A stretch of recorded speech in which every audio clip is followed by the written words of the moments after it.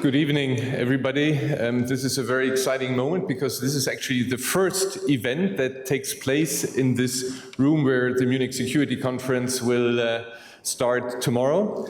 I would like to welcome you. I see very many familiar faces. I would like to welcome especially Ms. Strack-Zimmermann, who I was in an event with just right now. I see many generals, Generalinspekteur, mon Général, merci d'être venu.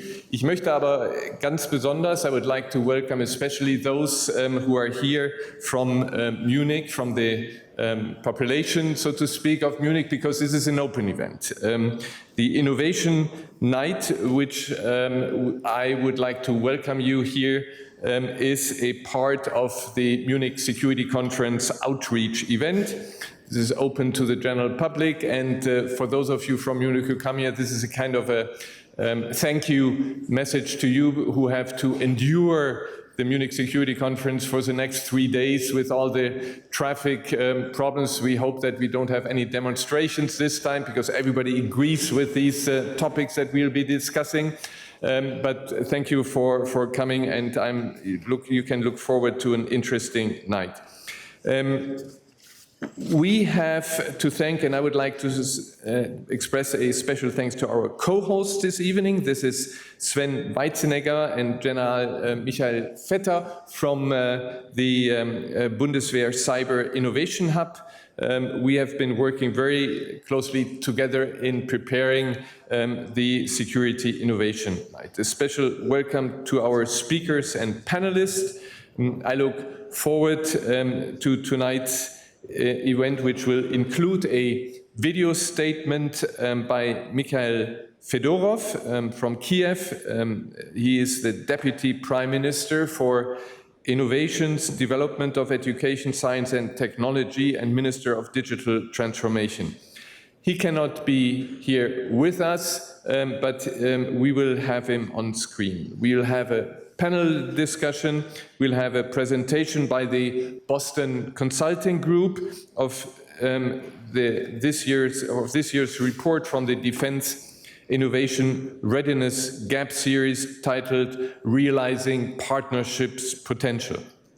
And finally, I would like to welcome the representative of the startups who will also be presenting their work tonight. The thematic focus of this evening brings together the most accomplished and forward-thinking minds from the defense and innovation, how to improve defense innovation. This year's Innovation Night will place a particular emphasis on partnerships. NATO allies agree that innovation and adaptation need to be accelerated. However, the views and the experiences of how to reach that end and the kind of partnership needed to enable and spread innovation diverge widely. With the Innovation Night, we seek to provide a platform for the debate of best practices and lessons learned.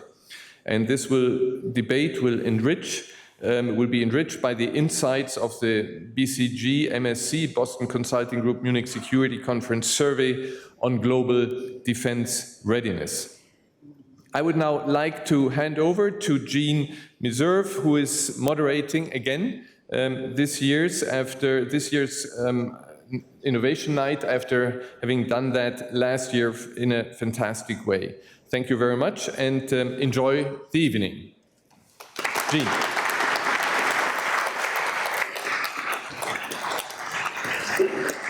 Thank you, Ambassador. Innovation is not optional. Innovation is imperative if the West is going to succeed economically, geopolitically, and militarily. That means the West has to create new technologies, but more than that, it has to adapt them, it has to deploy them, it has to scale them, and it has to do it quickly. And why? We read the front page of the paper today. Reports that Russia has developed a nuclear anti-satellite weapon. And then there's China. China has devoted incredible resources to innovation. They are now judged to be ahead of the West in some technical areas and a peer competitor in others. China does not have to rely on partnerships because the government and the military decide where the research and development dollars are going to be spent, and they also mold the industries to their needs. Not so in the West. In the West, we need partnerships among governments and between government and the private sector, specifically the startups, where there is so much creativity and innovation, where there is nimbleness that the Western militaries really need to learn and adapt. So today we're going to talk about those partnerships. We're going to talk about how they're working, whether they can be improved, and whether they are good enough to meet the innovation challenge. To kick things off, let me introduce first the co-chair of the Munich Security Conference Security Innovation Board and the chairman and CEO of Siemens Energy, Christian Bruch.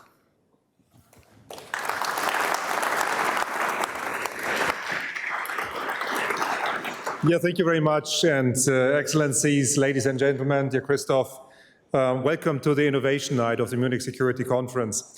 60 years of MSC history means also 60 years of geopolitical conflicts, opportunities seized and missed, 60 years of diplomacy in which a relatively straightforward Wehrkundetage transformed itself to the leading international security conference. Congratulations to this journey. But the past 60 years have also been marked by an incredible amount of groundbreaking innovation which have changed the way on how we live and how we interact with each other. When the MSC met for the first time in 1964, it was the year when the first high-speed train in Japan started to operate. There was no internet, there was no email, and there was not even the first man on the moon. Since then, the pace of innovation has accelerated. From intelligence, 6 decades of innovation which have a direct impact on politics, society, and always security. Not just since the acceleration of the artificial intelligence development, the core values we believe in are imminent in the way on how we drive, how we apply, or even restrict innovation. Wherever we innovate, we touch security of a society, energy, cyber, health, defense, whatever. The verdict is still open if a certain form of a political system or society effectively fosters innovation. However, innovation supremacy can be used as a weapon against or as a tool for security. Solving today's problems will require more innovation, not less. That's in principle a very good news because, as just was said, innovation comes much better with collaboration. And 3 years ago, the MSC established the Munich Security Conference Security Innovation Board as a platform for collaboration. And I would really like to thank the Munich Security Conference for enabling this dialogue between completely different stakeholders, including companies like ours, on how to leverage innovation for the better, and also to create more literacy on innovations and new technologies between the different stakeholders. One product which has come out of this innovation board I would like to mention, which has been started on the Munich Security Conference last year, which is called the Energy Resilience Leadership Group, which was addressing how to leverage innovations in the field of energy to strengthen Europe's energy resilience. And I'm very proud that 12 months later, this group has fostered and helped to launch 8 real projects with new technologies, bring it to ground, match it up with industrial partners like ourselves or others, and really make innovations happen in reality and identify what it needs to drive it. These are the things which we definitely need more innovation. And for 60 years, the Munich Security Conference has stood for being this platform between politics, business, defense, and finance. And today, this is needed more than ever. In this regard, enjoy the evening. Thank you very much for being with us, and have an interesting conference at night. Thank you very much.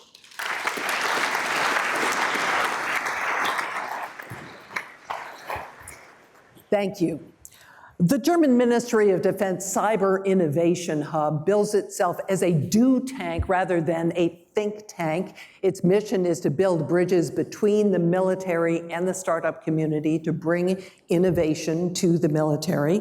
Please welcome the director of the Cyber Innovation Hub, Sven Weisenecker.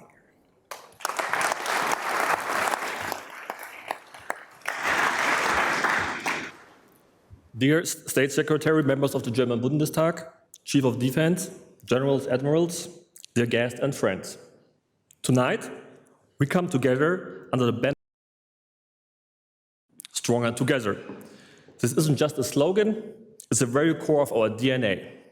Together, we have built an unmatched ecosystem, a strong network designed to confront military challenges and to champion the potential of dual-use solutions.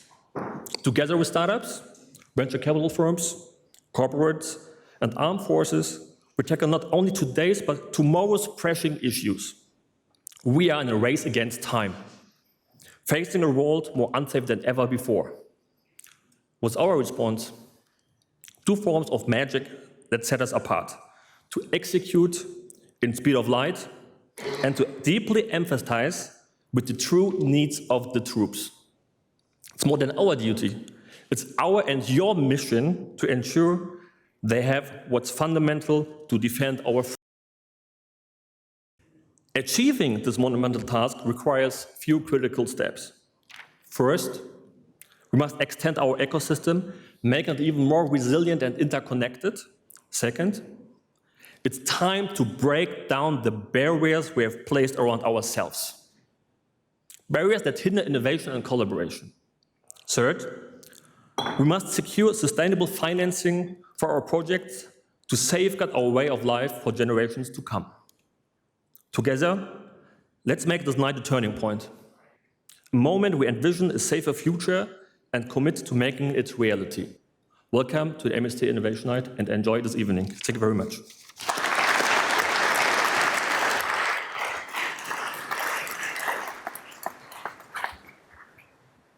Our first panel is called Partnerships That Work. Let me bring to the stage our two participants, General Philippe Lavigne, who is NATO's Supreme Allied Commander for Innovation. Please come up. Thank you, Jim. Right in the middle. And also General Carsten Breuer, who is Chief of Defense for Germany's Federal Armed Forces. Please join us. Here we go.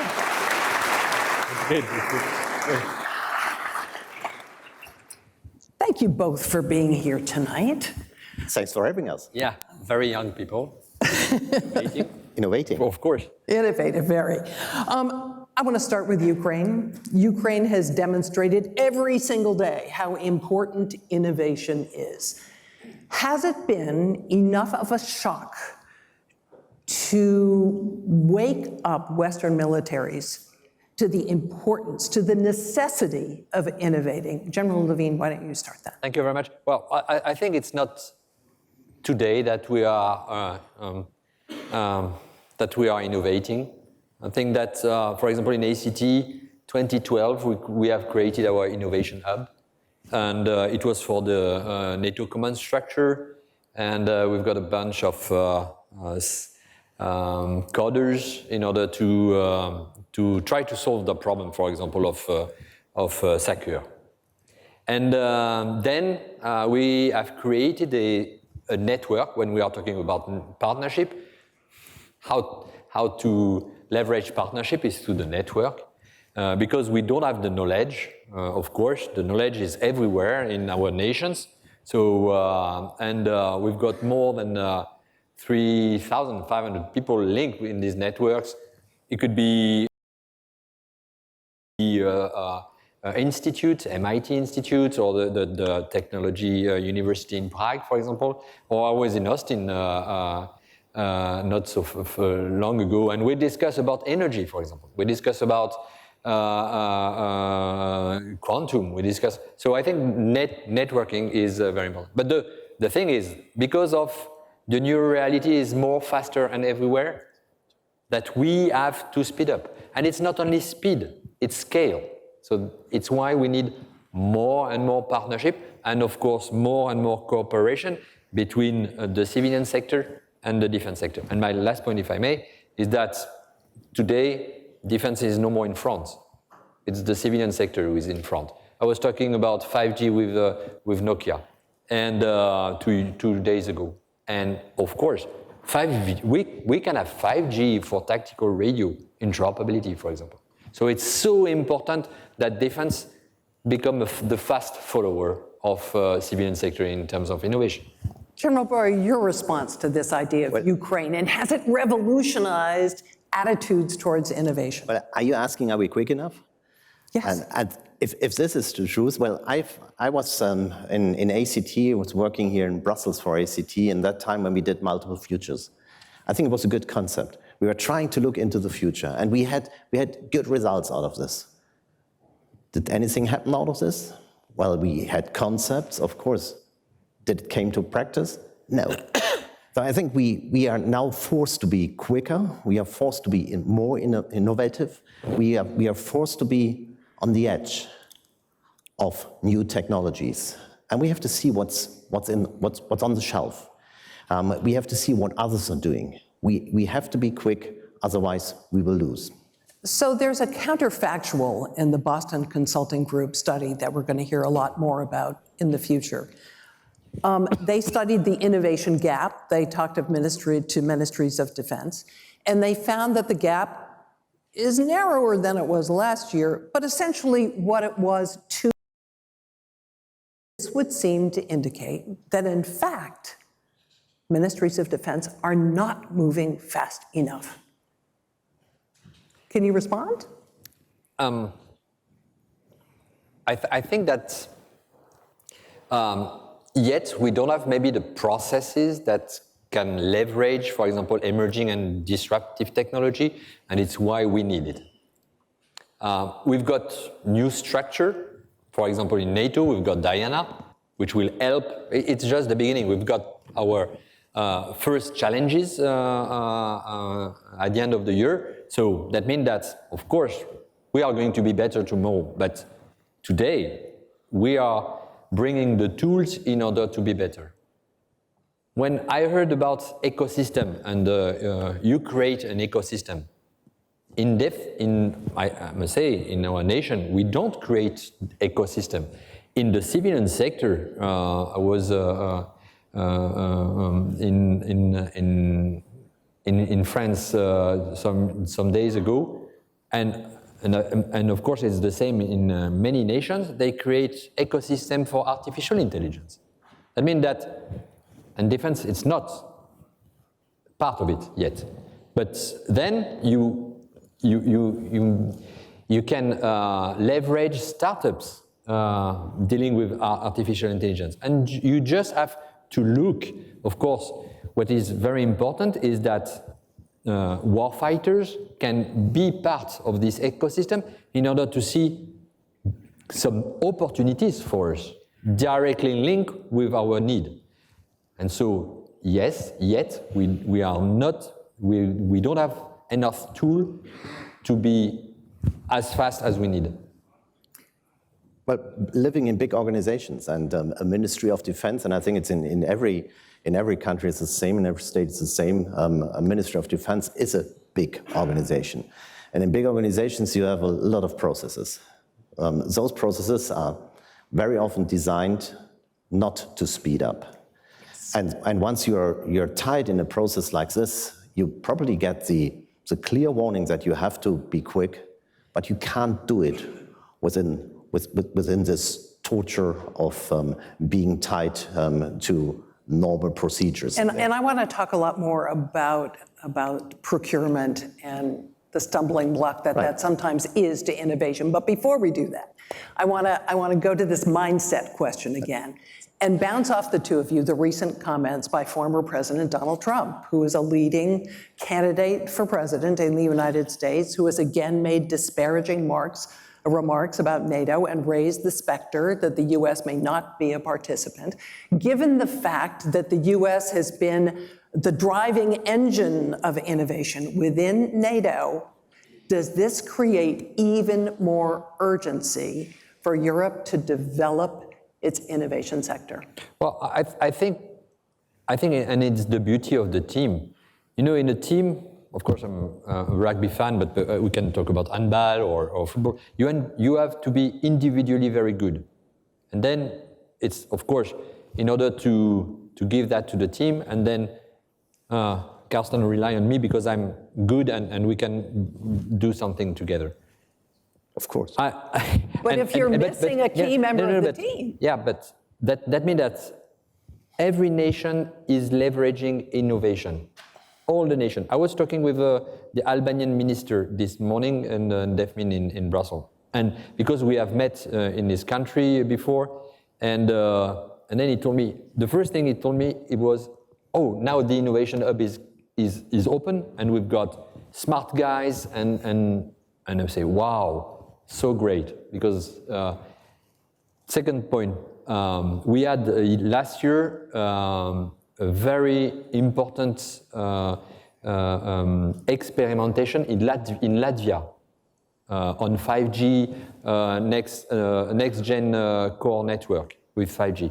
It was amazing good because you've got warfighters from EFP, from multinational division for, of course, land on the battlefield, so you can have contested environment with civilian, with startups, and of course, Pentagon's one there. There were some big guys also. So that means that it's bubbling. It's everywhere. Innovation is leveraging, is increasing everywhere. So I think it's not a problem of somebody who didn't want or don't want. No, we are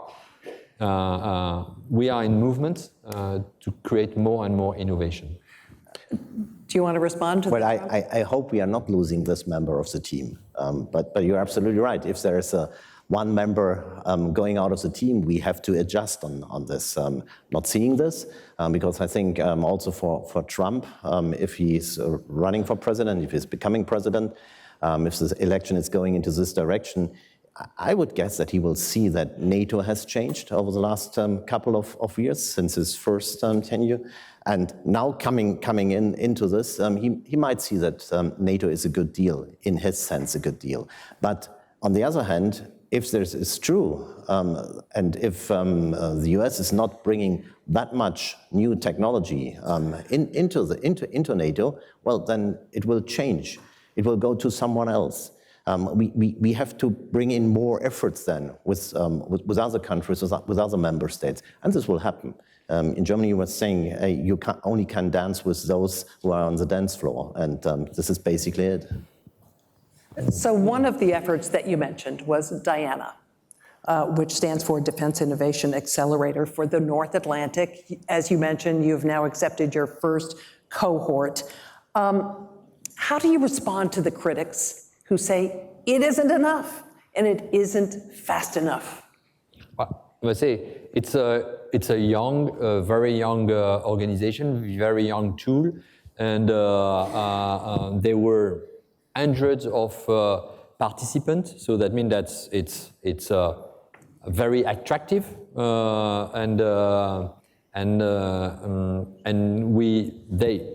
DIANA has made 3 challenges in the same time, addressing 3 big topics. So I think it's a good thing for either creating this innovation mindset we need, creating the and I remember that the beauty of DIANA is to bring to these startups, these ideas, the path to accelerate, to experiment, and it's why nations are bringing to the basket, I must say, some experimentation field or tools, so that already exist.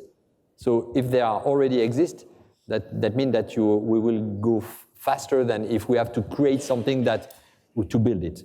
Of course, what we are also waiting for, Diana, is to cross this death valley from MVPs to go for at scale level. It will come, but I must say it's a very new tool. And to cross that valley of death, the NATO Innovation Fund has been created. But does the private equity market, the VC community in Europe, is it strong enough? Is it robust enough to support the kind of innovation that Europe needs to engage in? But I guess yes. I think we have to come together and we have to bring it together. And a tool like Diana will help to accelerate this. We'll bring it into the direction or into the right direction. I think there's no alternative to bring innovation and also companies together to talk and to have an innovation cycle which helps to be quicker, of course, but also which helps, like your words were, which helps to win a war, because we are on a decisive edge at the moment, and I think also the private sector will see this, and the answer is yes, it will come together. Diana prioritized 3 areas in this first round: energy, secure information sharing, and subsurface sensing and surveillance. I'm curious, given the vast realm of innovation, how you settled on those 3 priorities? How did you settle on those 3 priorities when there were a number of different directions you could go? Well, that's a good question, of course, but there are some people here in the rooms who are more who've got the knowledge, and I think that David can also answer the question. I think that when you are looking at what is going on in Ukraine, sensing is so important. Using all type of sensors, open source, and of course then using so many different technology, and that's also what is very important. It's not stovepipe what we are looking at when you are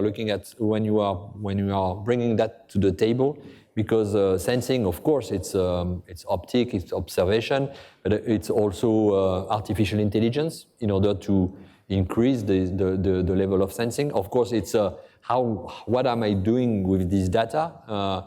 We need C2, so it's communication. And that's it. Of course, energy, when I'm talking, and we were talking about energy just before, energy, especially in contested environment, or in energy when we are increasing our collective defense, it's so important. I must say that, and it's a thing that we are bringing to the table to all the nations. We want to build a 5-year plan of experimentation. Because today, everybody is doing experimentation or innovation, but we have to link that to what we need.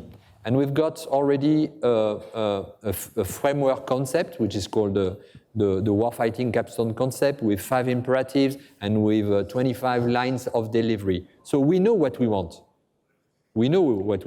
So we have to prioritize this.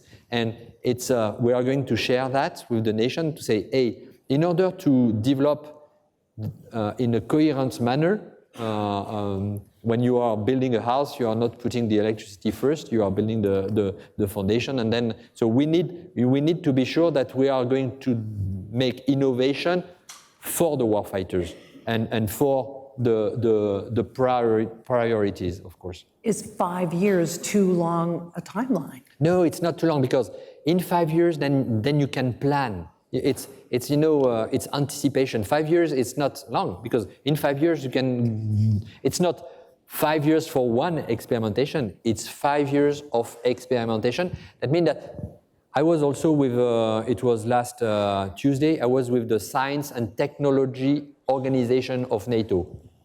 Thousands of researchers, of scientists, of university professors, and it's in NATO, and it's Dr. Brian Wells who is leading that. And the beauty of talking partnership, talking ACT and them every day. So now they are taking our big concepts of how to tackle the challenge of the future, and they are going to work on each line of delivery. For example, last year they worked on demining. I think it's an urgency in Ukraine. And we will have soon, I think it's in Lithuania, a challenge on demining. So I think it needs to be a little bit organized. So we've been talking about this from the NATO perspective. Talk to me about Germany and what Germany specifically is doing to promote innovation in the military. Would like to add a little bit on this, because you were asking, is 5 years, is it quick enough? I think there's a yes and no. I've had the chance last week on an invitation of General Solution to be in Ukraine.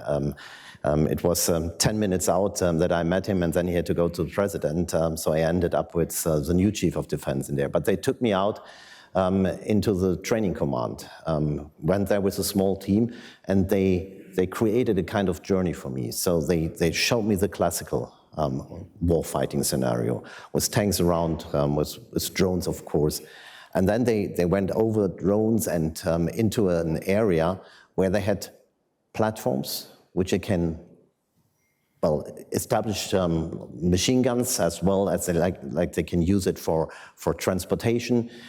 It was about energy. So they had small unmanned platforms, and it was all about energy. How can I get the energy up to the front?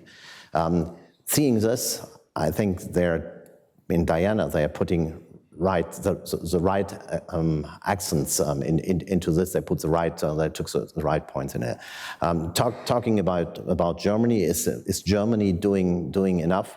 I think we are changing, and we have changed over the last couple of years, especially Ukraine, and seeing what was ongoing there, and especially looking at how quick we have to be. This has changed a lot. It has changed a lot in our procurement processes in the Ministry of Defense, but it is changing a lot also in the defense industry. It's all going quicker, and it's all going more innovative. But we also see that at the moment, we have to buy a lot of things off the shelf, because we have to fill in a gap which was there over the last couple of years. And is that a difficult thing for a military to get its mind around after years of having very customized solutions, to go and buy something off a shelf? Well, it's but reality is forcing you to do so, and of course you can't look in and say, okay, I take the most expensive or the best solution. I'm taking what's in there, because I have to get ready for fighting a war, and I can't afford 10 or 15 or 20 years of development on this. So I'm taking that one which is there. Of course, you have to find the right point, the tipping point, where you can't take any longer things from the shelf, but where you go back into I would say the normal, the old innovation cycle, but then doing it quicker. Explain, if you would, if Germany is partnering, and to what extent, with NATO, with the EU, and perhaps establishing some other bilateral sorts of relationships for innovation. Well, you have to use, I think at the moment it's time pressing, and you have to use every partnership you can get. Wherever you can get it a better result, a better product out of it, it's good. Doing it together with NATO, doing it together with EU, doing it in Europe, but also doing it bilaterally. And I think we are doing all those things and bringing it together, but also looking at international technologies, and also selling national technologies, well, better to say companies, and bring it together with other companies. What do you wish you were getting from NATO to promote innovation that you're not? Well, frameworks like we have in ACT, frameworks which are providing a view into the future, which are providing a view and also solutions of how to get, once again, to get it faster, and who are looking into this and not saying, okay, the NDPP is a process which lasts 19 years, and therefore you have to wait 19 years. No, we have to get it together. And this is what NATO is doing. I've seen in the last couple of years in there, but bringing this together, this is important for me. How is NATO working with member countries to try to spur innovation? First, are you asking them to spend more money, and are they willing to do it? I think yes, but you know, every nation understands that we need to be better, to be stronger, to be, and so, and when I say at the very beginning that we need to be faster, but I say also to be to take into account this massive, the mass, and so we have to find a way to get the mass. And of course, one is to spend more money, but also to innovate the way we are going to get this capability faster, better, and cheaper. That's very important for me. I must say that, for example, how to innovate more and more with nations. I was in Slovakia last November, and the end of November, and I visit a battle group. Okay, visit battle group to know what they are doing, how they are doing, and battle group, you've got 2, 3, 4 nations together, young soldiers, young NCOs or captain or lieutenants, and they are full of energy. And they want to do something more than training to the mission. And they are there for 4 months or 6 months. And I say, hey, maybe I can use 1 day, 2 days to bring experimentation, innovation to you. And I'm sure that then you are on the battlefield. So you can train in real condition with startups. But as we said, we have to create the framework in order to be able to have the startups, the innovators coming from the civilian sector and try to tackle the challenge of our young warfighters. So I think there are a lot of, and it's what I'm calling the continuum of experimentation. Today we are making one there, no. We have an opportunity to make more. And that's, of course, when you are 4 nations together, it will create more innovation in each nation, but it will create also partnership and multinational approach that bring more interoperability. But we have to understand, and everyone has to understand to bring this in. So it's once again, and you mentioned it, it's once again change of mindset. Yeah. Which we need. We are too strict in our old procedures, in our old formats. So we have to break out of those frameworks and get into those new ones. So basically, thinking it from deployment and thinking about what is warfighting all about, and then doing all the other things. And what is very important also is. Because we are an organization and we share a lot and we work a lot on, for example, on norms and standardization. When you agree on that, and then everybody can develop something. Yeah. With But on the other hand, talking about interoperability, this is one thing. Yeah. I think we have to come, and this is probably also an answer to your question, we have to come more and more to interchangeability. So we have to be able to have a tank commander or a submarine commander going out of his weapon system, changing into a weapon system of a different nation and doing the same thing. So not to get him used to. And it's why to bring that to the tactical level, to go where our soldiers are training together, that will bring, I'm sure, interchangeability. But there is also very important thing, and you were talking about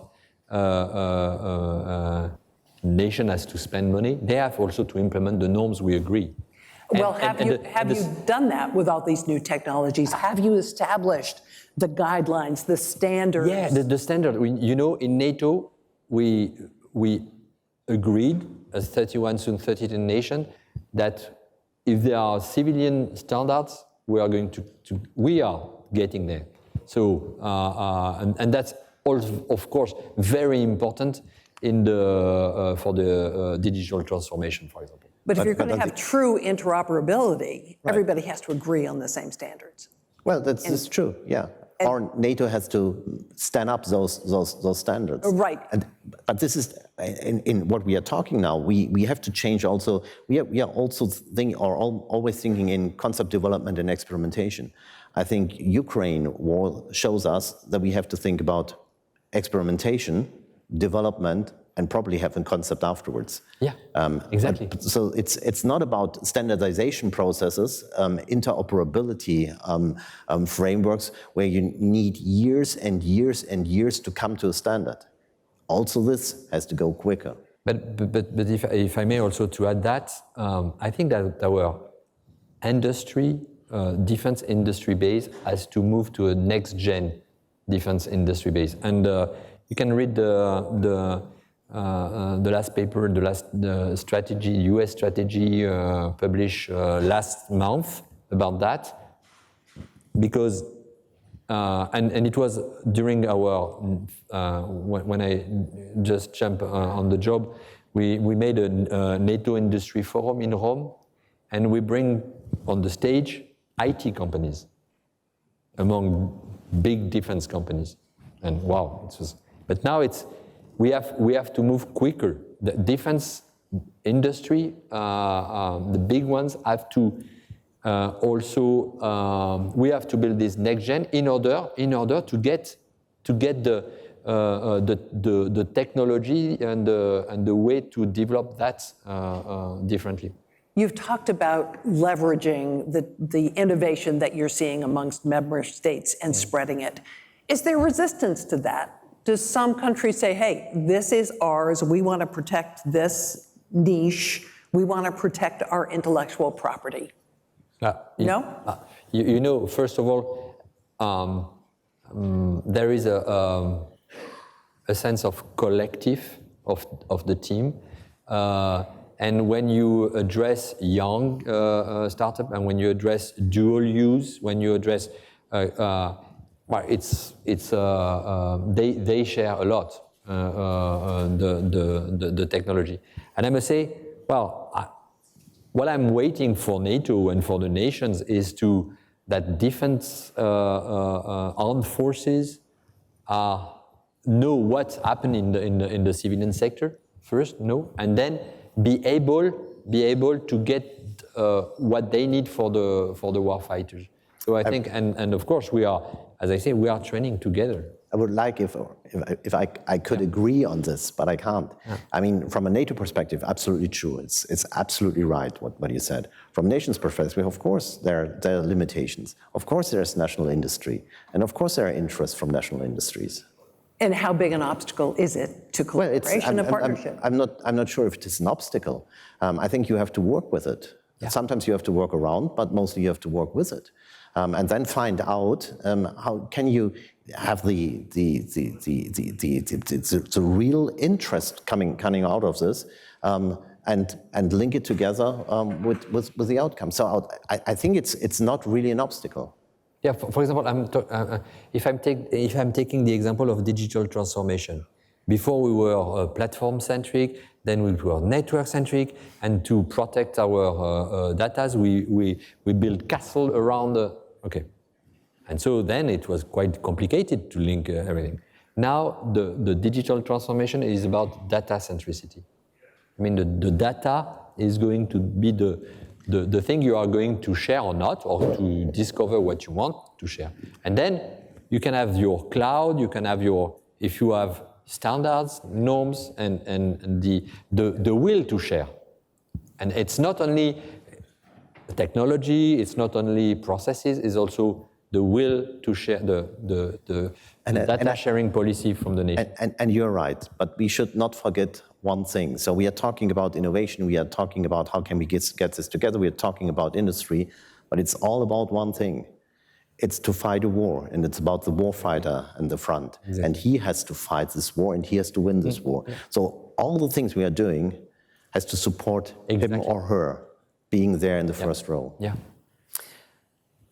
So I've never been, inside NATO, but I suspect because this is a member organization that every member wants a piece of the pie. And so when you're determining which innovations are the ones that you want to grow and promote, do you run into a situation where because you're so interested in dividing that pie evenly, that the best innovation ideas are not always the ones adopted? I think that, first of all, for example, Diana, there is a competition. So that means that is the best who is going to win. It's like in a competition. But what if the same country keeps winning over and over again? Let's say it's Germany with its Of course, it's Germany. Of course. I'm looking forward to your answer. It's there is enough room for everybody to develop, because we have so many things to implement for the warfighters. When we are talking about collective defense, it's huge. It's huge, so there are enough rooms for everybody to, and it's why I'm traveling to the countries and looking at innovation hub, talking to university, linking them in a network in order because university they are linked already. They are working together. It's the way they are. The science and technology is rising up. So it's a. But the thing is that we have, and then we have to share the best practices. And the beauty is also always to get different point of view, and the cross-pollination is so important. But we are talking about capabilities most in NATO. So bringing in capabilities could mean that you have standards, of course, but you have your national input into this. And I think this concept helps to bring NATO together, and it also helps to develop those capabilities, obviously with different instruments. For example, we've got an exercise. It's called Dynamic Messenger. It's in Portugal, and it's we are trying to get the best situational awareness in the air, on the sea, under the sea, and so it was open to hundreds of unmanned systems coming from nations. But the thing, so you can develop your unmanned system, but the thing is, and that's what ACT is doing through the NATO defense planning process. We are looking at effects to be realized. But then, if Germany thinks it's with unmanned system and space, okay, good. If an Italy go for other things, so what I'm trying to say is that capabilities is not the goal. The effect and the way you are orchestrating or converging the effect is what we are looking at. We're very short on time, but I have to ask you this question. Innovation is going to change warfighting.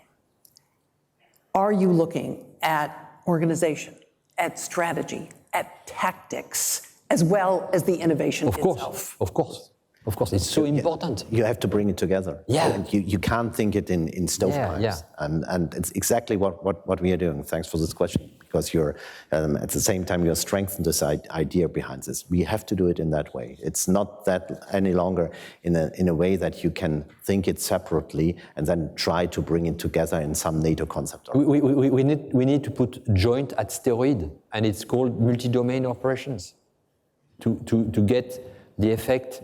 To converge the effects on the battlefield. You need definitive lab, but you need so many things. You need to think today. It's not only kinetic. It's not only in the physical field. It's in the virtual field. So when I'm talking about rethinking fire maneuvers in virtual and physical environment, you have to change the way you are doing the war. General Levine, General Breuer, thank you both so much. Appreciate your being here. Thank you. Thank you. Thank you, Jean. Thank you very much. Thanks.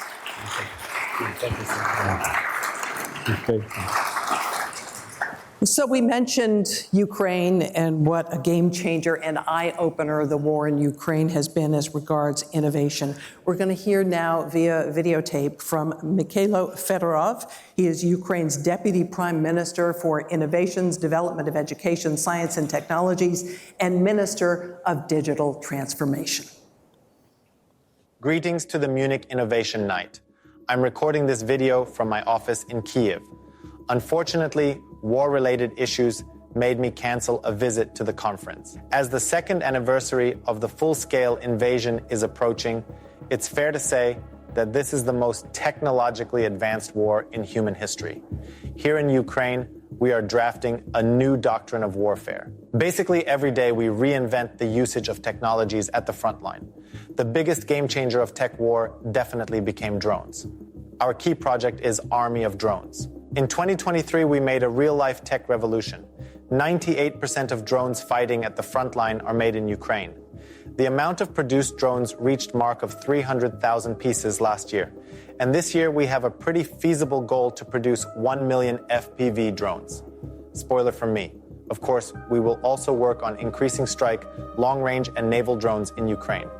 To achieve this 100 times growth of the drones market, we as a government created a so-called fast track for innovations, meaning that we simplified dozens of bureaucratic procedures and got rid of unnecessary ones. Favorable tax regime, exempt of import duties, and many more. You can see these initiatives at the slide. We made a decision to open the market. We gave the advantage to private business to produce, and as the state, we fund them with big contracts and orders. And private companies made impossible things, started to produce brand new for Ukraine and world categories of drones, FPV drones. These guys are the cheapest. $300 drone which is able to hit and destroy tanks as precisely as artillery. Massive production, game changer at the front line. Technology is evolving day by day, and now has its big moment with night vision. Strike copters, powerful UAVs, which are used for hitting enemies' positions and warehouses up to 30 kilometers deep from zero line. Long-range drones. Surprising news coming from Russia these days. This year, Ukrainian special services are able to plan such operations as they fully supplied with the long-range drones. Naval drone fleet against Russian Black Sea fleet.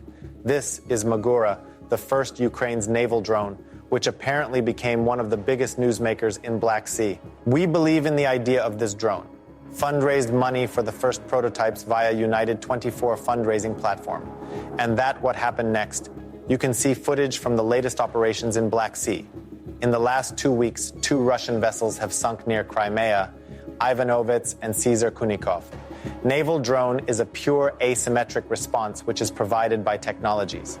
For example, the drone fleet has opened Ukraine to the grain corridor in a Black Sea. Russians are so afraid of them that they started to hide their 100 million vessels far away from Ukraine's coastline. One thing is increasing the production capabilities, but quite another is to understand whether these drones are efficient enough, in which missions and how they were used. What's the percentage and nature of hit targets? Whether the drones are convenient to use. At some point last year, we've understood the need to track all these data possible. Step by step, we came up with idea to establish specifically UAV strike units. Now we have over 60 such combat units. They provide significant feedback both for military and drones producers. R&D and mission planning relies on the information from the strike units. Here you can see the report on destroyed hardware and manpower by UAV strike units in the last 7 months. Incredible results of Ukrainian people and Ukrainian drones. 50% of armored vehicles and tanks are destroyed by drones. But I believe this number could be even more. On this slide, all statistics have its photo or video proof, so we are sure that this number is truthful. Big changes are also ongoing in terms of digitizing the Army. We have few flagship big data and analytics products. Situational awareness tool Delta. It covers the needs of military on the ground with providing them as much information as possible. Also, we use for these purposes one of the Palantir product. Pretty new and useful product is Neon. It collects all data after the cruise missile or drone's attack, mainly the routes of air objects. This helps to predict routes for the next attacks and plan accordingly the work and positions for air defense. In terms of digitizing processes, in December last year, we've dealt with logistics crisis on drones distribution. System has failed as Ukraine produces the biggest amount of drones ever. To solve this problem, we've implemented SAP product. As far as Drone Track has been established and successfully tested, our team now is working on scaling up national production of electronic warfare and robotic systems. Also, drone ammunitions. We have already first results, and hopefully next year, this will be a presentation on Army of Robots and Army of Electronic Warfare. Jamming is quite a challenge. Our idea is to scale up its production as much as possible the same way we had with drones, by opening the market and creating favorable conditions.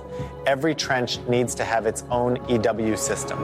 Planning of radio frequencies usage is also on the agenda, as it requires to become an essential part of the warfare doctrine. Let me highlight once again, in Ukraine we are fighting with innovations made in Ukraine. I encourage you all to join us in drafting the warfare doctrine of the new age. Ukraine is the best test ground for any kind of innovations. Today we receive your technology for the test. Tomorrow we scale it 100 times. Few ways to join us. Donate to the defense sector within United 24 fundraising platform so we have funds to do more. Another way is more exciting. Here is QR code which leads you to Brave One. This is our Defense Innovations Cluster. If you have technology or product which you consider should be tested and approved in Ukraine, fill up the form. We will contact you to work on it. Thank you for inviting me to speak today. Slava Ukraini!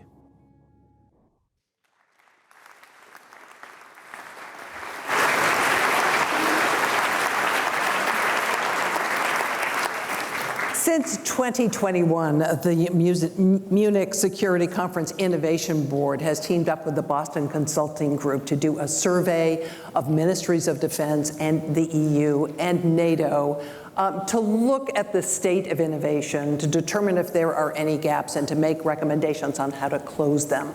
With the results of this year's survey, please welcome to the stage Matthew Schleuter, Global Defense and Security Sector Leader for the Boston Consulting Group in Washington, D.C.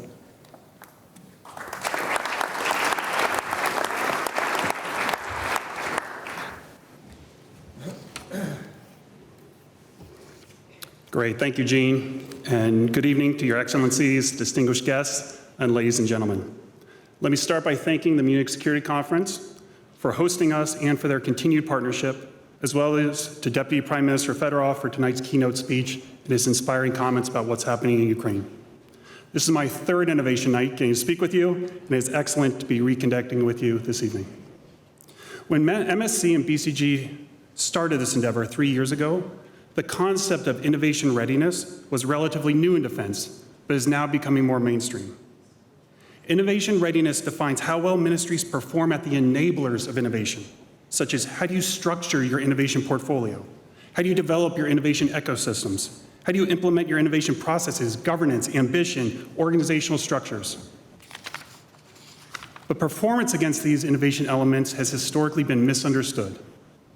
Thus, the lack of historical insight into innovation readiness was the impetus for our joint research with MSC. And now, 3 years on, I'm pleased to share that we have a much greater understanding of this topic and, most importantly, the specific steps ministries can take to improve it. So with these prepared remarks, I'd like to share perspective with you regarding two specific questions. First, how ready are defense ministries to innovate? Where have they improved in the last year, and where do the largest gaps remain? And second, consistent with this year's theme, I'll talk about how can defense ministries better collaborate to innovate more effectively. So let me start with the first question. This year's research included detailed surveys from over 60 ministries, NATO, most of the ministries of defense represented here. And in addition, we coupled this research and supplemented it with over 30 detailed interviews to develop a comprehensive perspective. And now for the results. I'm pleased to share, and Jean started to allude to this, that the takeaway from this year's research is positive. In general, most ministries have notably matured their innovation capabilities, on average reporting 8 points better innovation performance across the 11 dimensions we surveyed. So what has driven this improvement? We just heard from the prior panel about where innovation is working well, and the research identified several other areas as well. So allow me to highlight 3 bright spots for you where we saw the most improvement. First, we are seeing improved leadership commitment to innovation. It's not just the leaders saying it, it's actually those that are permeating throughout the organizations that they see the leadership direction. Survey results show that 56% of Ministries of Defense respondents see innovation goals as a strategic priority for top leadership. And while many of you in this room may say that that's still a low number, it represents a 12-point increase, up from 44% last year. Second bright spot, we are seeing ministries seeking to further collaborate. 84% of respondents report teaming with allies or international partnerships on at least half of their innovation efforts, which is a high watermark over the 3 years we've been looking at this metric. And the third bright spot, we're seeing notable progress on the ability to attract innovation talent. 46% of respondents note that their innovation team is an attractive destination for talent, which is a significant jump from the 18% that they reported last year. So there are several positives to be pleased about, but now let me touch on a couple areas where we see additional opportunities. First opportunity, portfolio management. Ministries can take a more holistic view of their portfolios, more effectively gauge progress, and better decide where to both invest and divest. Based on our research, nearly half of the respondents indicated that they do not have a decision-making body that meets regularly to review investment and funding decisions around innovation and R&D. Second opportunity, project management. Many leaders express a clear innovation ambition, but the capabilities of the project managers to actually support and deliver on the ambition can further mature. In this regard, over half of the respondents indicated that they are not incorporating accepted best practices at the start of their projects, and 83% indicated they are not implementing fast or agile acquisition practices from the start. And then the third opportunity, talent and culture. We should recognize, as I mentioned a few moments ago, that ministries have taken a large step forward in this dimension, but it's still one of the limiting factors to many ministries' ability to innovate more effectively. As of today, just 34% of respondents report having an innovative culture that encourages risk-taking and does not punish failure. Further, 60% of respondents indicate that employees are not rewarded in a timely manner for their innovation activities. In the full report that was shared with you this evening, you'll find additional detail regarding these 3 opportunities, detailed solutions that can help resolve them, as well as further insight into the progress and gaps reported in this year's research to fully understand the state of innovation readiness. So with that high-level overview of the current state of innovation readiness, now allow me to turn to the second question I posed at the beginning of my comments. How can defense ministries better collaborate to innovate more effectively? Partnerships are clearly a valuable lever that many ministries are already using, but this year's data indicates they could still be much more effective. For example, 90% of respondents indicated that they have defined policies, processes, and mechanisms to leverage innovation from other countries. This is positive and I think consistent with what we just heard on the panel previously. However, only 7% of respondents reported effectively implementing these policies, processes, and mechanisms. In other words, let me make it direct for you. For every 10 people in this audience, about 9 of you have put systems in place to work on innovation with other countries. At the same time, however, at best, only 1 person out of those same 10 people feel those systems to collaborate are working. There's a lot more work to be done to improve partnering capabilities. So as a result, we spent the bulk of this year's research investigating the specific actions that partners can take to collaborate and innovate more effectively. This investigation revealed 5 primary themes. They included how you better utilize the distinct strengths of each partner, again, something that was touched on in the prior panel. How do you employ alternative and more effective governance? How do you cultivate open and effective cooperation? How do you build resiliency, something we haven't heard yet, but how do you build resiliency into your partnerships? And how do you better engage new and alternative partners? However, rather than give you a detailed breakdown of the 18 specific recommendations that support those 5 themes, let me touch on 3 recommendations about partners that many of our early readers of the report found compelling. So first, partnership opportunity. Expand your partner ecosystem. For example, the number of private equity and venture capitalists interested in defense and innovation has increased exponentially over the last several years. and they're now a major player in the space. Further, we see other civil society organizations and NGOs offering unique insights into user needs, in particular around new regions, as well as transparency of some of the latest trends that can accelerate idea syndication, especially relating to software, and at an increased pace. It is important that your teams are engaging all of these entities as part of their innovation ecosystem. Second partnership opportunity. Don't just fail fast, learn fast. This might sound like a small nuance or a cute play on words, but actually has a notable impact. Learning starts early with gathering the needs of end users and getting their feedback when validating ideas. Based on the research, nearly half of you still don't do this. And learning needs to better continue well into the innovation partnership. The most effective partnerships have dedicated governance and processes in place to quickly identify suboptimal initiatives and to rapidly convert their learnings into higher potential opportunities. In general, defense ministries have been slow in this regard, especially at fully sharing information across their innovation initiatives. And the third and last partnership opportunity I'll highlight for you is to get greater control and governance in your partnerships. In the research, 46% of respondents reported that their decision-making bodies related to innovation do not make decisions effectively and may lack paths to resolve issues quickly. There are examples to be followed from some defense partnerships that we've seen that do have effective governance, leveraging top-line metrics and streamlined data to gain better insight into partnership performance and control over the outcomes. And I'll just say, what we just saw on the screen there is really compelling in the way they're looking at the metrics and the impact that it's having. I think that's a representation that all of us can follow in our partnerships. So, in conclusion, as we step back, the data from this year's research suggests that your ministries and organizations have taken a step forward at becoming better at innovation. We are on the right trajectory and need to maintain that momentum. That said, there is still a measurable gap between the current innovation performance and where senior leaders need to be. This is especially acute in the areas of how you manage your innovation portfolios, seek to collaborate, and strive to attract additional talent, as I mentioned. And further, as I hope you take away from this evening, partnerships clearly are an avenue to improve innovation.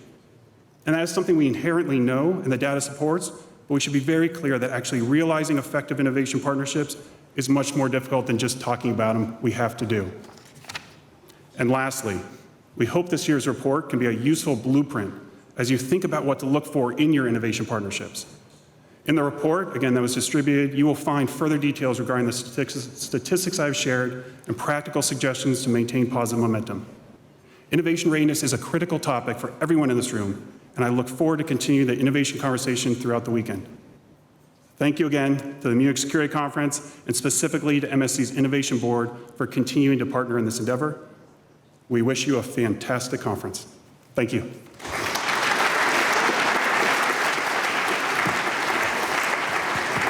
Thank you, Matt.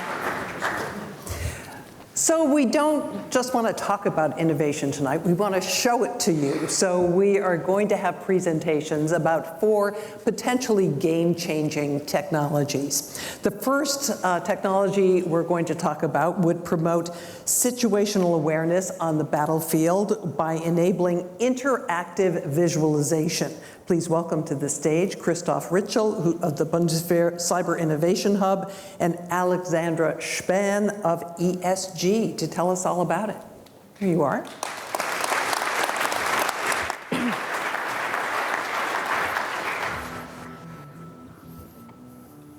Das Innovationsvorhaben ECO ist für mich als Soldat der absolute Gamechanger.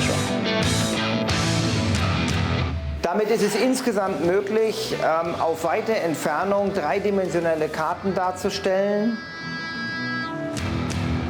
Ich kann in die Lage reingehen. Ich kann die Lage greifen und kann es mir dadurch viel besser vorstellen und verinnerlichen. Good evening, ladies and gentlemen. My name is Christoph from the Bundeswehr Cyber Innovation Hub. With me is Alexandra, Strategic Marketing Manager at the company ESG.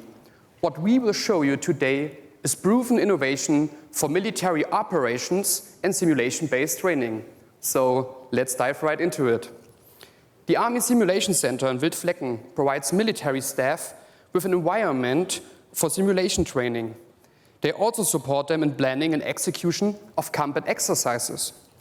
Up until now, the only way to view the battlefield and terrain was by using stationary computers, 2D maps, and simulation software.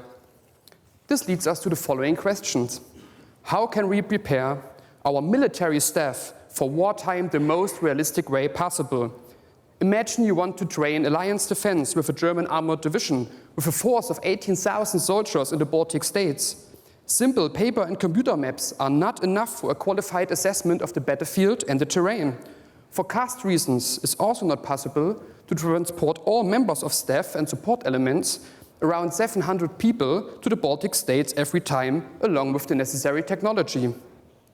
This is why we launched our innovation project ACOP, Augmented Common Operational Picture, together with the experts of the Army Simulation Center and ESG as our business partner. We want to prepare our soldiers for wartime in the best way possible. And if we can't bring soldiers to the terrain, we will bring the terrain to them. Alexandra will now tell you how we did it. Good evening. I'm pleased to present our solution ACOP, which uses augmented reality glasses to give soldiers a realistic view of the operational area. ACOP improves the training effect for soldiers. It's a fully integrated solution which is easily connected to existing military systems. It enables geographically distributed operational planning and briefings. Detailed terrain assessment is essential for our soldiers to gain valuable tactical insights for battle planning. The correct interpretation of the characteristics of the terrain, such as mountainous or flat areas, as well as soil type and vegetation, is crucial for making the right decision in terms of troop deployment. ACOP provides a 3D display of the terrain with a scalable projection size of up to 10 by 10 meters. Soldiers can walk into and through this 3D terrain and view the future operational area realistically from any angle. A variety of map models, such as topographical maps or satellite photos, can be used to see different perspectives, which helps soldiers to interpret the characteristics of the terrain appropriately. Another important advantage of the system is that it's integrated into existing Bundeswehr systems. For example, we connect ACOP to the Bundeswehr's existing map server, which means you can use any available maps and no special maps are required. We also connect ACOP to existing command and control and battle management systems. As a result, your own situation and the enemy situation are transmitted in real time. Displayed units can be moved in the 3D map using hand gestures, and any changes are synchronized between all systems. ACOP does not just display land forces, but also Air Force assets. This adds a third dimension to the situation picture, enabling soldiers to intuitively determine, evaluate, and coordinate the airspace.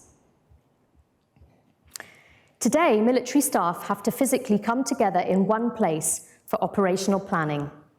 In combat, this means a high level of vulnerability for the Bundeswehr's command and control capability.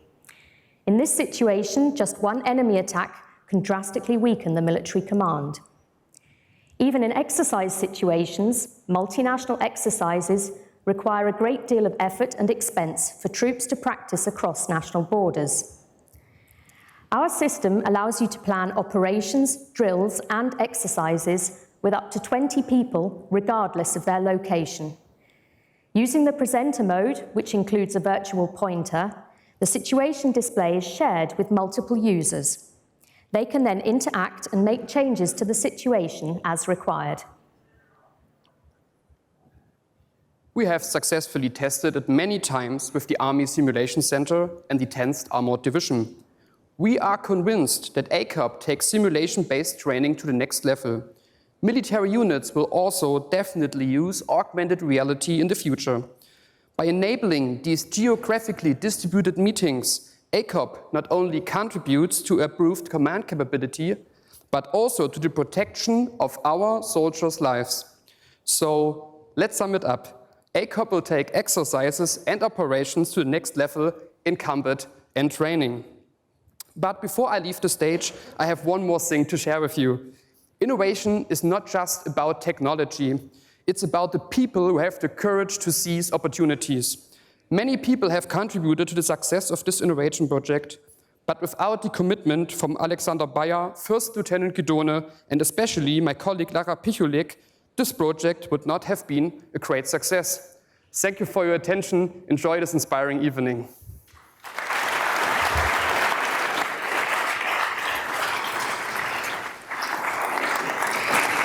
Next up, we're going to hear about the crowdsourced information platform. This will search social media platforms looking for images and videos and immediately process them into visualizations like maps and graphs that can be used for analysis. Please welcome Captain Jacob Ningelgen of the Bundeswehr Cyber Innovation Hub and Stefan Tang of the Munich Innovation Hub.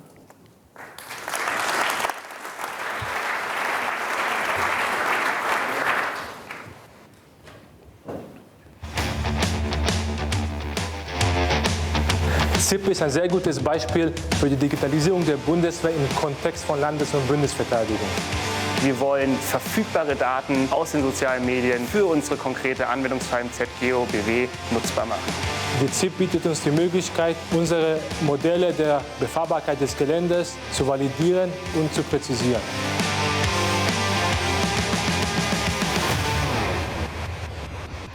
Hi, my name is Jacob. At my side is Stefan, founder and CEO of the Munich Innovation Labs.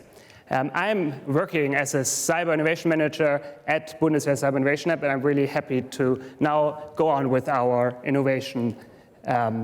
Let's go. As we speak, Russia's war of aggression against Ukraine continues. The past month of war have shown that environmental factors have a significant impact on military operations. For the German Armed Forces, the Bundeswehr Geoinformation Service is assigned to evaluate the impact of environmental factors on military operations. Therefore, it uses a wide set of geodata to model the terrain accessibility. Data sources can be remote sensing products, weather forecasts, or maps. As a result, a cross-country movement layer is created to visualize the terrain accessibility. This model is already very good. However, let us go one step further. Let us try to make the model even more precise and better. What if we could zoom in? Here you can see a satellite image with a street and with a village. Not bad. A lot of information can be extracted. However, how old is this photo? Are these streets accessible right now? Can you cross this very bridge today? Our goal is to achieve ground truth with more eyes on the ground. Let's do it. Let's add ground truth data and zoom in even further. That's what we need. A map with ground truth data right there. And yes, you can cross the bridge today. To achieve this in reality, we need additional data. The good news is this data is already there. We all use it. It's just a click away on our smartphones, on our social media feeds. However, this data is unstructured, and human analysis of this data is enormously time-consuming. Since we do not have this time, nor the human resource to analyze this data manually, we need to find another way. Let's make it happen. Our approach is to use an AI model as a first step to detect social media, filter out relevant content, and then process this with an AI analysis. By bringing together specialist expertise with state-of-the-art AI technology, we can contribute to a better operational picture and, in the end, to operational success. As Cyber Innovation Hub, we're not starting any lengthy development processes. The technical implementation, we talked earlier about it, is already possible today. Thanks to our unique startup ecosystem, we have access to young, innovative companies to realize our projects with. Together with Munich Innovation Labs, we are in the user-centric focus of adapting a viable product for our use case. Stefan will now provide you with insights into the specific technical realization. Thank you, Jakob. In addition to the data you mentioned from mobile phones, did you know that there are 4,000 CCTV cameras currently in Kiev providing a constant video feed every day? That's just one example of the amount of data you can use for these purposes. At Munich Innovation Labs, we are passionate about creating innovative AI solutions for the defense, intelligence, and law enforcement communities in Germany, Europe, and allied democracies.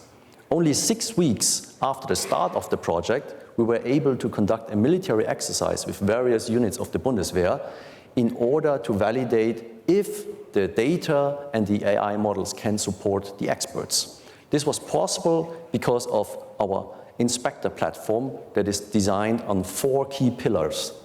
First, it includes an open architecture to include commercial and self-trained models. Second, it was built specifically for the defense users and organizations.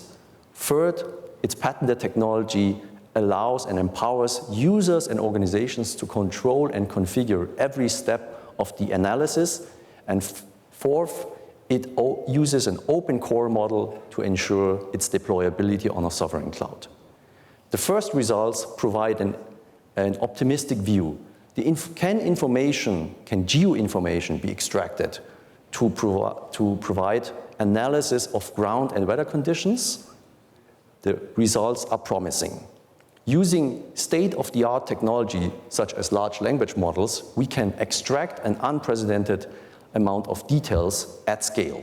The next step is to increase the number of data sources, including crowdsourced map services, and to fine-tune models in order to meet the specific demands of the experts. With the help of the Cyber Innovation Hub, we turned the crowdsourced information platform from a concept into a service in operation within just a couple of months. Thank you, Jakob. Over to you. Thank you, Stefan. Let me summarize. First, we enable the use of large amounts of data for military operations. Second, we improve and accelerate analysis, freeing up valuable experts' time so they can focus on their core mission. Third, we are testing our solution in the context of geo support. However, our solution can be adapted easily to other parts of the Bundeswehr. Last but not least, we implement digitalization in the context of national and collective defense, today and tomorrow. Thank you very much.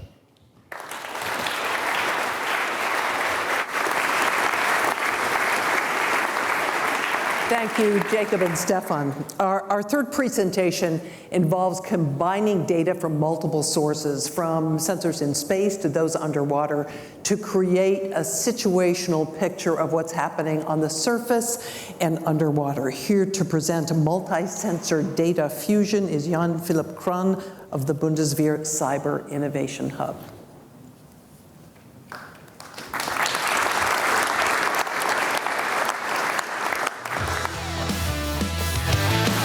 Das Innovationsvorhaben Multisensor Data Fusion ermöglicht es uns, Daten aus dem Weltraum mit der Unterwasserwelt so zu verbinden, dass wir ein nahezu lückenloses Lagebild haben. Wir haben unwahrscheinlich viele Informationen zur Verfügung stehen, im zivilen Bereich, im militärischen, das zusammenzubringen. Darauf kommt es an. Im Fall von Nord Stream 2 hätte man die kommerziellen erhältlichen Daten nutzen können, um die Aufklärung deutlich schneller zu betreiben. Was wir auf jeden Fall mit einem besseren Lagebild machen können, ist jedem böswilligen Akteur klar machen, dass er nicht unentdeckt bleiben kann. Und das erzeugt Abschreckung. No planning lasts longer than the first enemy contact. My name is Jan Philipp. I'm responsible for the entrepreneurship at Bundeswehr Cyber Innovation Hub. With this first ever entrepreneurship program for the Bundeswehr, we empower entrepreneurs within the Bundeswehr to realize their innovative projects and experiment with real users. We are strong believers that actions speak louder than words. That is why on this stage tonight, one participant of our program was supposed to showcase his project. Unfortunately, the entrepreneur Patrick O'Keefe has important short notice duties. That is why I will give you the deep dive into the project tonight. Patrick O'Keefe is a Navy officer for space operations at the NATO Center of Excellence for operations in confined and shallow waters. Events like Nord Stream 2 and Baltic Connector in the Baltic Sea showed how critical maritime infrastructure is under constant threat and even under attack. These events demonstrate the urgency to know what's going on underwater, as much as the need to know what's going on the surface. With this innovation project, the team demonstrates a way to support military from seabed to space, using existing data and today's available technology. Let's dive in. The challenge is not the lack of data.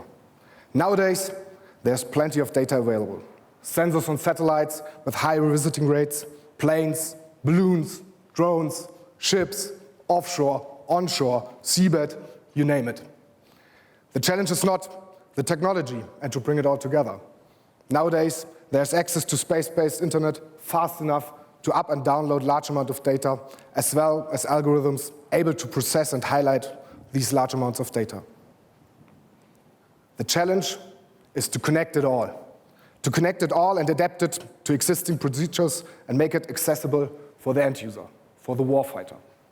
The challenge is to use the current technology in order to be ready for what's to come, once things like artificial intelligence and machine learning are truly available. The entrepreneurship team provides a recipe of how to combine sensor data from seabed to space and to support operational end users. One could argue that is not really new. There are various examples on how data fusion of commercially available data can support maritime situational awareness. In this example, we see how Covered Shores, famous in the OSINT bubbles on Twitter, uses satellite imagery from Sentinel-1 and Sentinel-2, that is 2 different data sources, to detect and classify and sometimes even identify ships in hot areas. This is indeed impressive work, and the user, the warfighter, needs more of it. However, what is really in need are reproducible and scalable processes to do what Covered Shores and all the other individual analysts are doing every day. You might think that navies would already operate like this, taking different type of sensor data from various satellite systems, commercially available and integrated in their maritime situational awareness centers. Without going into any detail, for various obvious reasons, I can assure you that during our validation phase, the entrepreneurship team, with its extended expertise and experience on submarines, ships, and even airplanes, was able to highlight the pain, the urgency, and the users in need of the solution. Or in other words, there's enough space for improvement. The recipe sounds simple. Take all available data, throw it into one data warehouse, stir it, and create something useful. The hard part is creating a user-centric product that works seamlessly. As an example, in course of this project, the team has already used sonar buoys dropped by an uncrewed helicopter to detect and identify submerged objects, correlated the results with satellite imagery, space-based radar frequency scans, and other means, all in near real time to support maritime operation centers, done in Portugal. Depending on the needs of individual end users, the team used different systems and providers to improve and establish new workflows. Either in forensics, so what has happened in a specific area or specific timing, in near real-time solutional awareness, what is going on right now, or even in prediction models, what is going to happen somewhere. Here, one example is shown in the top right image. You can see blue areas. They represent a high probability where the ship might be in the next hours. In course of this innovation project, the team is not only building a multi-sensor data fusion cell. They provide a blueprint for navies to get ready for software-defined defense of critical maritime infrastructure. A platform for deterrence by awareness. We see what you're up to, so don't do it. This concludes the short trip from Munich into space to the bottom of the seabed and back. As already stated in the beginning, multi-sensor data fusion, a situational picture from seabed to space, is not a project driven by solution providers from the startup ecosystem. On the contrary, it is software-defined defense innovation driven by an innovator from within the organization. A soldier, a warfighter, acting as an entrepreneur within the Bundeswehr. The Bundeswehr Cyber Innovation Hub Entrepreneurship Program empowers Patrick O'Keefe to act with entrepreneurial risks and efforts within the German Armed Forces. In a broader perspective, The entrepreneurship approach enables the Bundeswehr to tap into a largely untapped potential, a unique set of skills, expertise, and experience no other organization has. In a nutshell, our program creates impact in 3 pillars. First, our program empowers entrepreneurs in the Bundeswehr to use a different approach to risk and failure, a different mindset, someone would say. Second, we shape the entrepreneurship ecosystem towards an innovation-friendly culture. And third, we support the doers, the Patrick O'Keefes, by fueling their innovative sparks with funding for projects and experiments within the hand of real users, of real soldiers. For all military personnel here today, I just have one last message. We at the Cyber Innovation Hub are looking forward to innovate defense together. Thank you.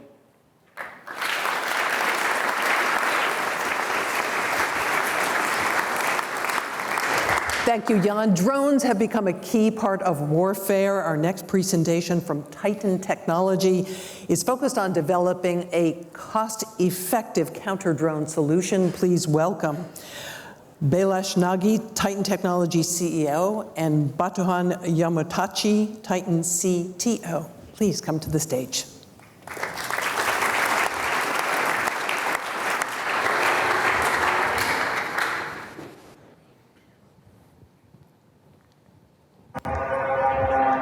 Пиздец.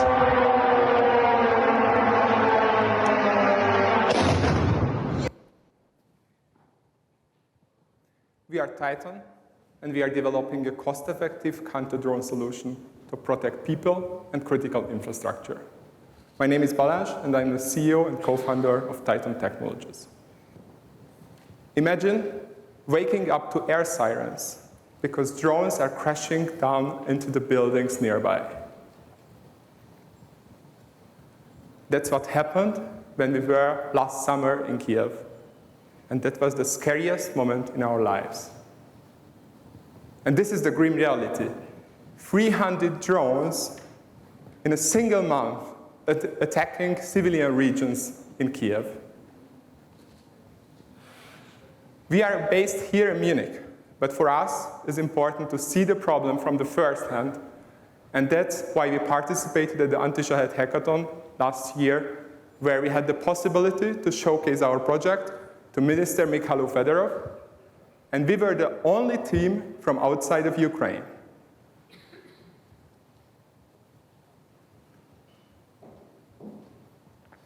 The problem is that these drones are changing the warfare. They're cheap, they have a cost of 20,000 euros, they have a range of 2,000 kilometers, and they are deployed in a high scale. On the other side, countermeasures are not designed for that.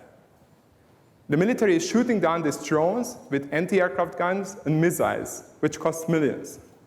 On the other side, we have jammers and electromagnetics, which are ineffective. Just in the last year, 1.5 billion spent to Ukraine to the countermeasure. Now, I'm excited to welcome on the stage my co-founder, Batuhan Yamatachi, to showcase our solution. Yeah, thank you very much. So to solve this problem at Titan, we are developing an autonomous, low-cost interceptor. It can detect the enemy drone using computer vision, and it can neutralize it with a direct hit. So before I go into the details, I would like to show you a short video clip from our flight tests.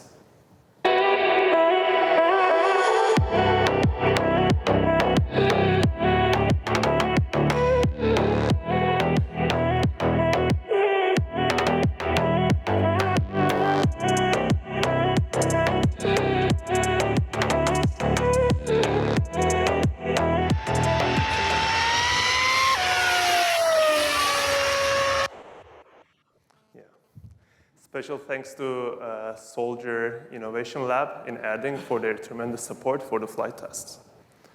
So, all right. So the interceptor you can see is fully 3D printed. It can achieve speeds up to 250 kilometers per hour just by using electric propulsion. It is mobile, lightweight, and modular. And to achieve all of this, we made a lot of progress in hardware and software. To develop our autonomous software stack, we are combining state-of-the-art flight dynamics models with photorealistic rendering engines. So here you can see a scene that we are probably all familiar with. It is the city center of Munich. And we are using such photorealism to generate synthetic data sets. And we use these data sets to train our computer vision models and to achieve better results. So let me give you one more specific example. Here you can see how our drone can detect the enemy drone, like detect and track. And I know it's a bit difficult to distinguish, but one photo is from the simulation and the other one is from the real flight test data. We can train, test, and validate our models purely in the simulation, and we can transfer this knowledge to real flight tests. And with this method, we can achieve much better performance in such shorter time. We learned a lot from our flight test campaign recently, and already we are working on the second version of our interceptor. It will be faster, lighter, and radically different. At Titan, our goal and what we're doing is to develop fast, cost-effective, and scalable solutions. Our goal is to protect the tech sovereignty of democratic nations, and to do that, the most important capability that we are building is the mass deployment of autonomous systems, because we heard they are changing the world today, and it will be the most important asset in the future. Special thanks to Cyber Innovation Hub for this opportunity, and thank you all for listening.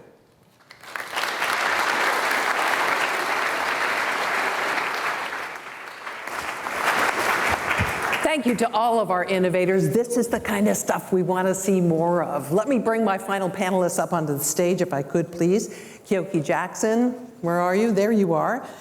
He's the Vice President of National Security at MITRE, and David Van Viel is NATO Assistant Secretary General for Innovation, Hybrid, and Cyber. Thank you both for being here. Appreciate it. So I want to quickly dive into the Boston Consulting Group and some of the things that they found in their survey.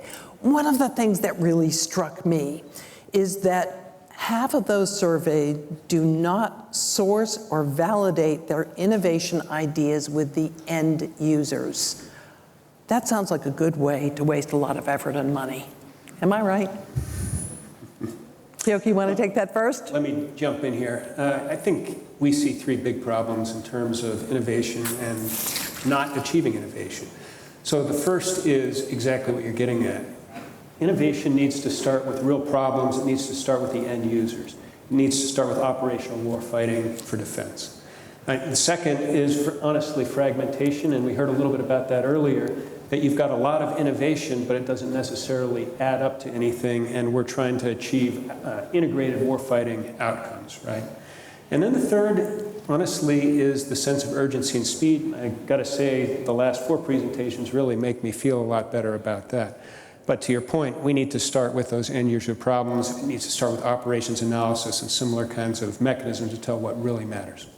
David, another finding from the survey was that 90% of the respondents said they had policies and mechanisms to leverage innovation from other countries, but only 7% said that they had fully implemented them. What do you make of that? Isn't that opportunity lost? In general, policy making is easier than policy implementation. Let's be clear about that. And I think that this is an area of work that is really, really delicate.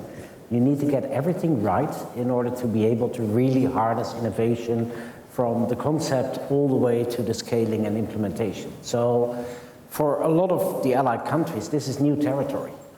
We have had Chinese walls, literally and figuratively, between deep tech innovation and the defense sector.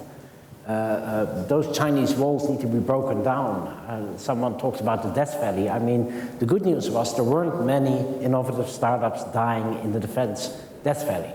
The bad news is that's because they already knew they shouldn't go in there. Because we had made it so difficult for innovative companies to come to us, to work with us, to get assignments and to actually make money. So the best innovation still comes from our allied countries, but it doesn't find its way into defense. So our trick is, how do we connect better those two worlds? And that starts indeed with the dialogue, with a problem that the military encounters, that innovators can break their heads on. Tell me it's getting better, please. Yes, of course.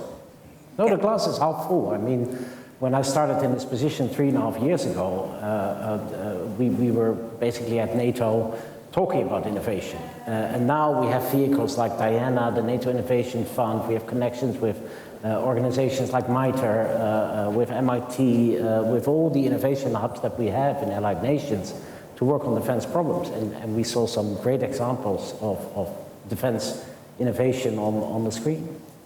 Kyoki, at MITRE, you have something called FFRDCs, Federally Funded Research and Development Centers. Did I get that right? Yes. Okay. So first, explain exactly what they are and how they enhance innovation in the U.S. context. Yeah, if you think about innovation, and tonight's entire theme, this is about partnerships.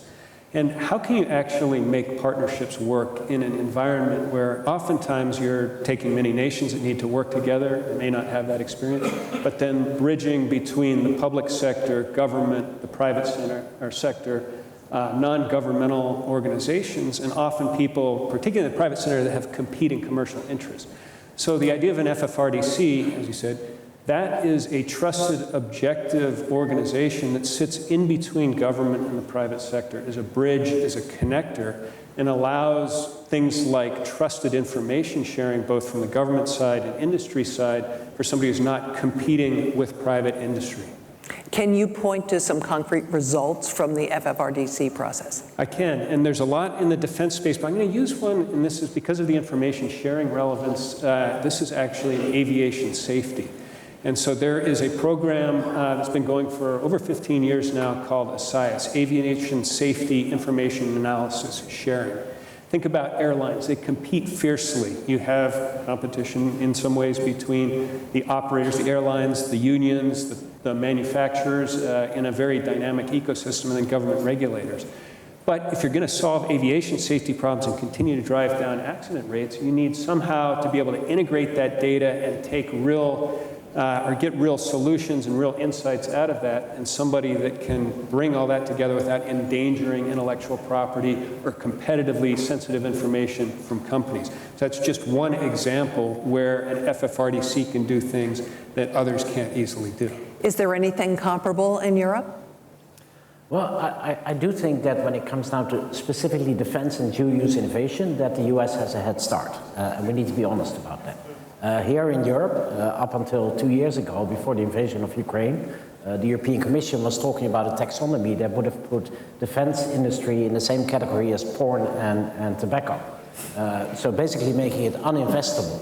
To get money from the European Innovation Fund, right up until now, you have to promise that you will not work with the defense sector or you will not get funding. So we've kind of hampered ourselves on the European side in mobilizing the capacity, the innovation tools, and the capital, very important, the capital to actually work on defense.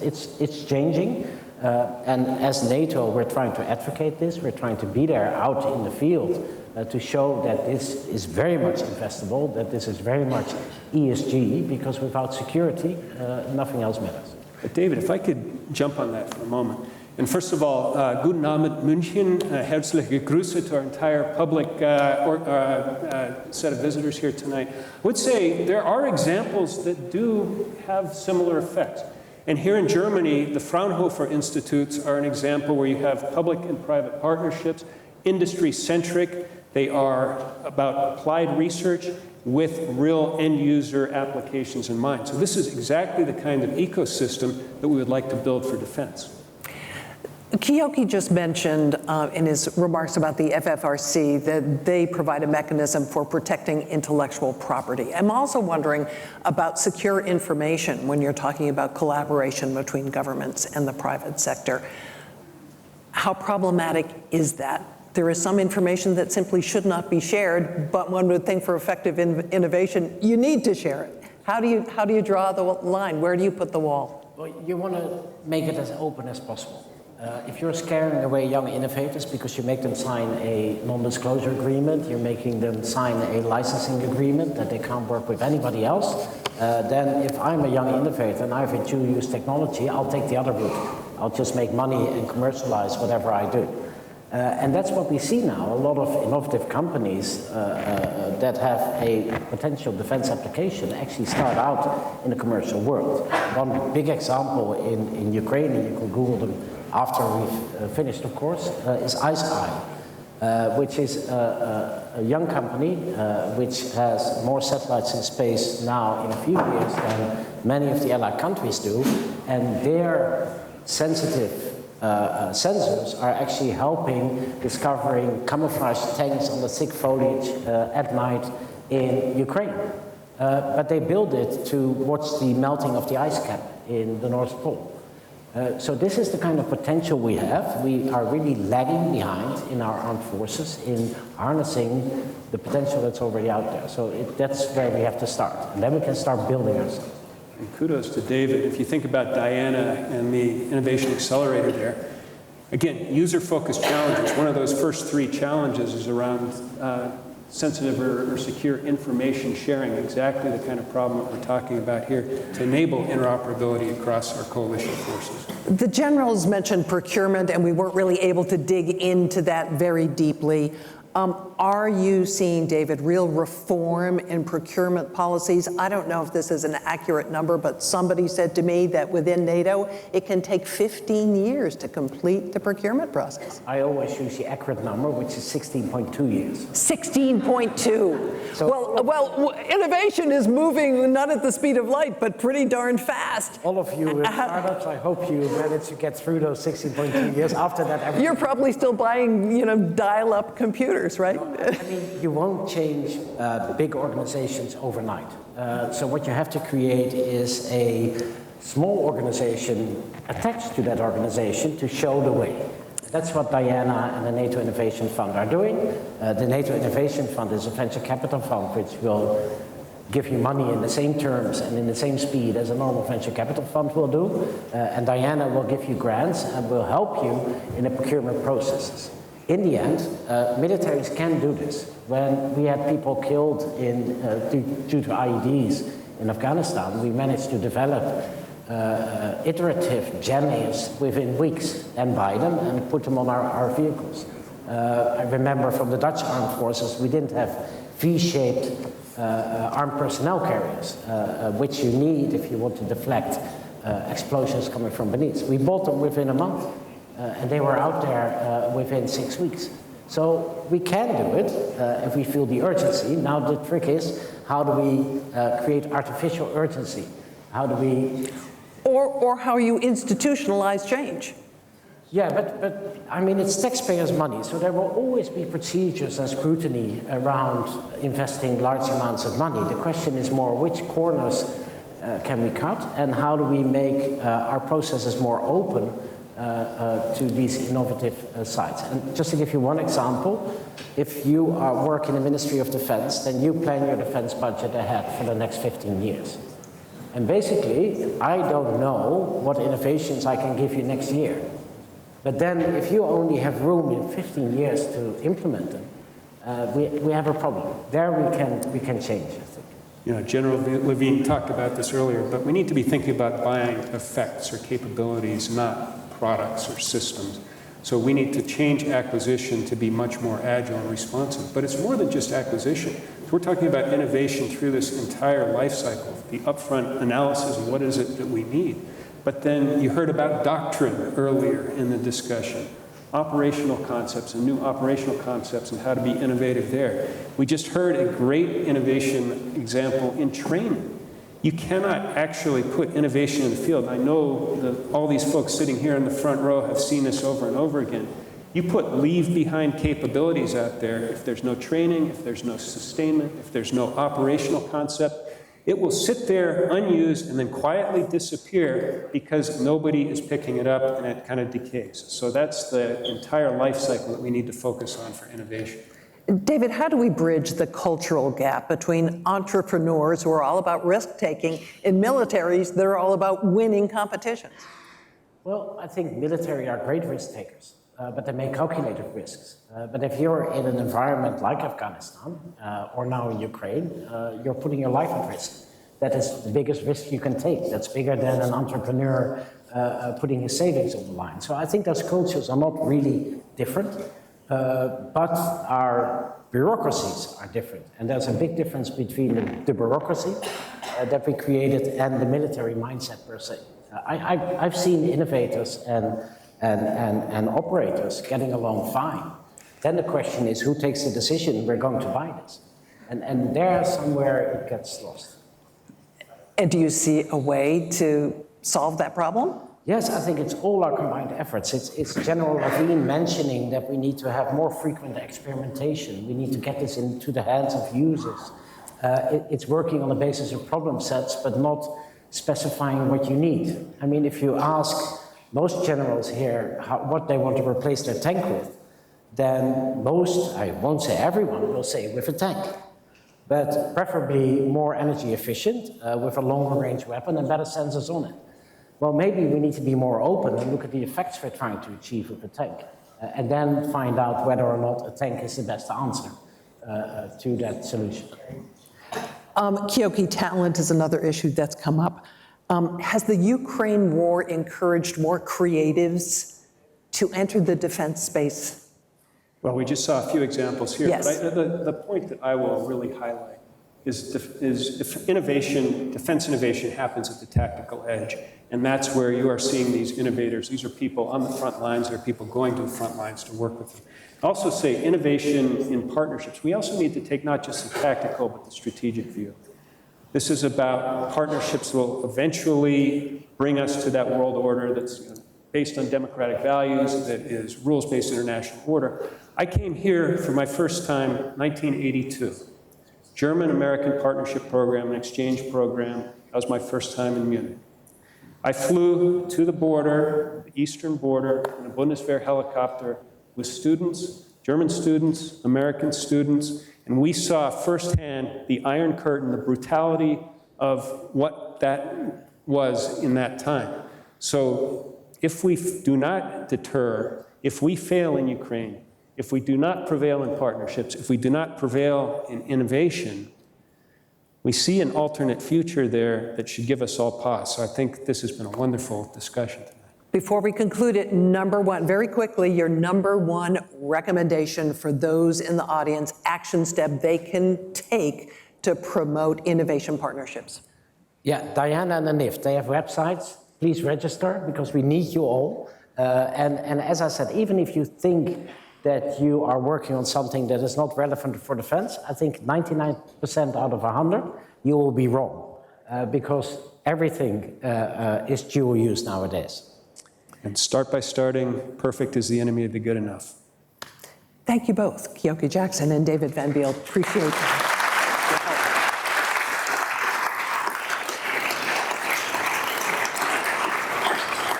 And now I would like to welcome to the stage Lieutenant General Michael Vetter. He is Director General for Cyber and Innovation Technology with Germany's Federal Ministry of Defense.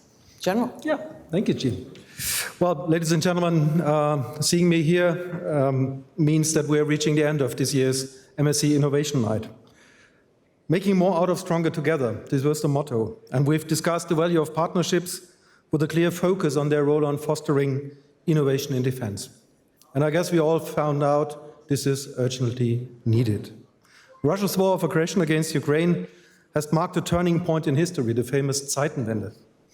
And this Zeitenwende takes place at a time when we are witnessing yet a seismic change in the character of war, largely driven by technology. And may I add, it will be driven by digital technologies, first and foremost, artificial intelligence. Therefore, defense has to become more agile and more innovative to maintain the technological edge against our contesters. Defense will and has to become software-defined. And this software-defined defense can and will play a decisive role in this regard. The key, to my point of view, is to start thinking of military objects and platforms as part of a larger system which is woven together by a resilient digital backbone. And it's through this integrated approach, which places the use of tech and data at its heart, that we will become more agile, innovative, and able to respond to the challenges and risks ahead of us. And at the same time, we need to incentivize our industrial partners by refreshing capabilities constantly and implementing more agile and spiral development of capabilities. General Breuer pointed this out with his experimentation cycles. And this also has to include developing new partnerships between defense primes and tech. And I think this is a huge lever we have to take. And these new partnerships then may result in new and more agile defense ecosystems, or as Mr. Bucht pointed out, innovation through collaboration. Tonight's discussions have supported at least myself in this view. And before we conclude this year's MSC Innovation Night, please let me thank to those who have played a crucial role in making this event happen. Thank you to MSC for continuing a tradition established already in 2018. Thanks to Boston Consulting Group for their research. And thanks, a huge vote of thanks for Sven Weizenecker and the team of the Cyber Innovation Hub for their outstanding performance in organizing and setting up this year's. I guess this is worth a round of applause for Sven and his team.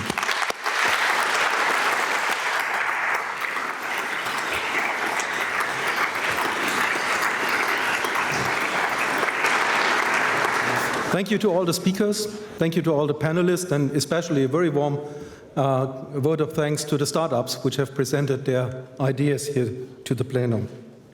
And I guess they provided us quite a lot of food for thought with their views and their considerations. And last, but definitely not least, let me thank our moderator, Jean Meserve. Jean, you have led us through tonight's discussions again in a both charming and very straightforward way, and you've managed to focus on the key issues and drive it together with our panelists, food for thought for all of us. So thank you very much again for your very invaluable contribution to this night.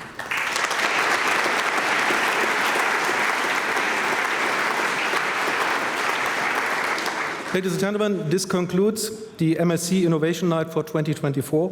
Thank you for your interest in taking part in our event, and we very much look forward to welcome you next year to the next MSC Innovation Night. Thank you so much, take care, and goodbye.